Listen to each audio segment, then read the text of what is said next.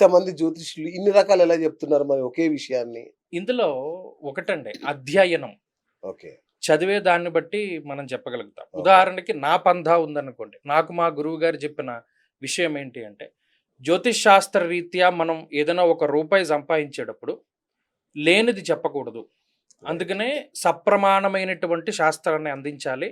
దానికి ఏంటి చేయాలి అంటే శ్లోకపూరితమైన ఆధారం.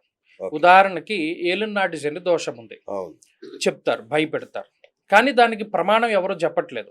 అవును. తేజో హానిర్మతిర్భ్రంశో మనఃపీడ భయంతదా రోగార్తిర్బంధువైరం చావ్యసనం జన్మగేశనం. అంటే శని సంచారం జరుగుతున్నప్పుడు ఏమేం ఫలితాలు ఇస్తారన్నది అందులో రాసేశారు. సో ఆ రకంగా మనం చెప్పుకుంటూ వెళ్ళాలి తప్పితే ప్రజల్ని భయపెట్టో మభ్యపెట్టో లేకపోతే భయభ్రాంతులకు గురి చేసో చెప్పకూడదు. ఇది అధ్యయనం వల్ల వస్తుంది.